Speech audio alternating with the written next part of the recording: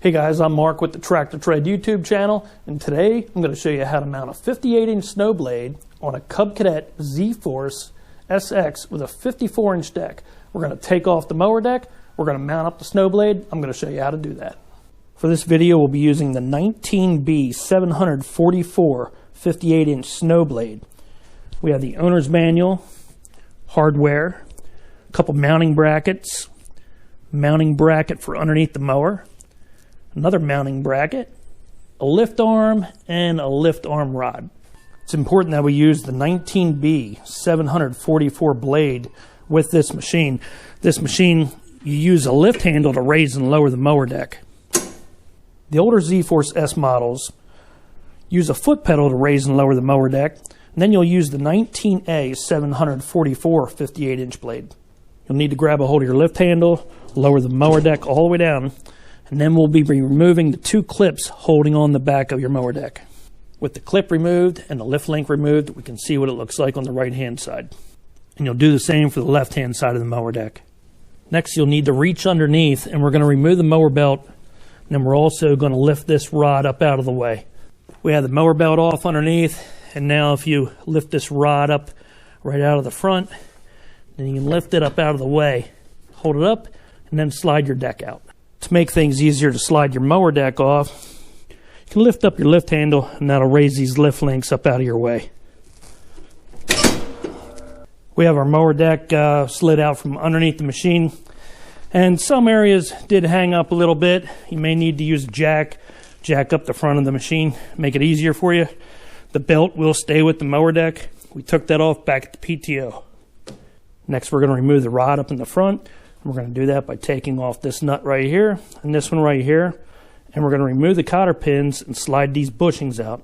I brought with some duct tape, and we'll wrap some duct tape right around this nut right here and around this one right here. That way you don't lose the adjustment on the front of your mower deck. This rod here adjusts the height of your mower deck up or down, and when you put the mower deck back on, you want 1/8 of an inch deflection with the front leaning down compared to the back. To remove this nut, you'll use a 15/16 wrench.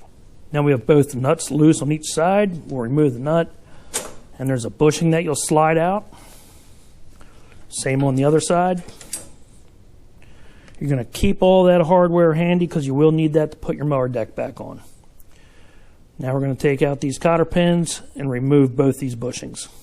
These cotter pins here can be really tough to take out, so you're going to need a good pair of pliers, and once you have them out, then we can slide these bushings out. And you're going to keep the washers too. It's a good idea to put all your parts back together, that way you know how they go back together. Next, you'll need to remove the brake pedal, and you'll need to remove the forward and reverse pedal. And we're going to do that by taking out the bolts in each pedal. Once you have the bolt removed, the pedal will just slide right off. I can show you on this side here. We take the nut off, just remove the pedal and remove the bolt. And we'll do the same for your reverse pedal. Now it's time to remove this panel right here, right by your feet. And you're going to do that by removing these torque screws right here. And there is some down along the steering column, and the screws right down here. And you're going to need a special torque spit. I'll try to zoom in here so you can see what it looks like. And I'll show you what I'm using. I'm using an old snap-on extension. On the end I have my torque spit, and we're going to remove all those screws. Now with all the screws removed, the front two screws are a different size than the rest of the screws, and you'll see two cutouts right alongside the steering column. That makes it easy so you can lift this panel up without taking the two screws out on the steering column. You'll carefully lift that up, and then you'll need to clean out the grass from mowing all summer long.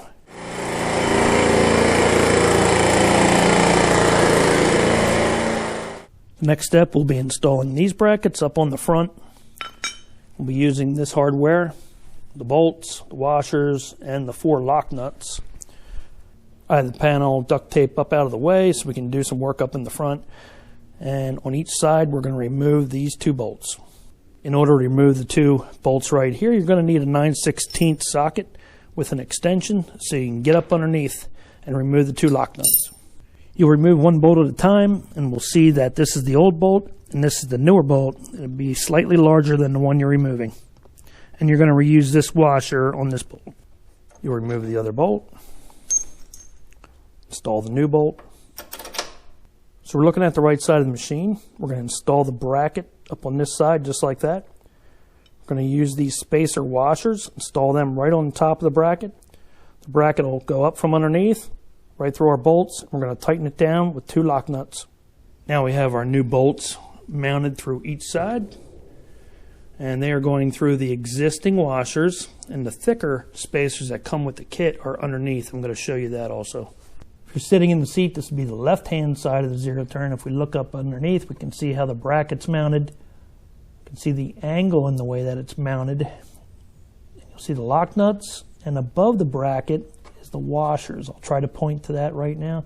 The washers are sitting above this bracket. This is a really tight area to get to. You're going to have some trouble getting that up in there. Be careful making sure that your washers do go on top of that bracket and your bolts go down through the washers. Now we'll go ahead and tighten both sides up.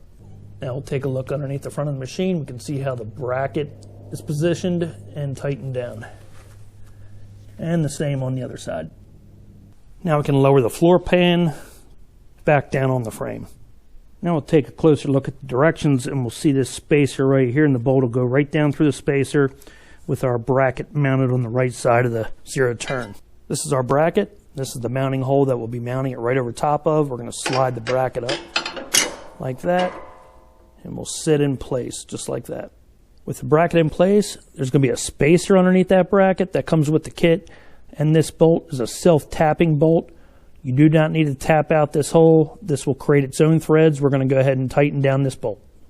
You will need to secure the bottom of the bracket. We're going to stick a bolt right through here, and you're going to put a lock nut right on the other side. This is the bolt we'll be using, and the flange lock nut. We got our bolt and lock nut into place. We have that bracket attached and tightened down. Now we're going to mount this bracket up.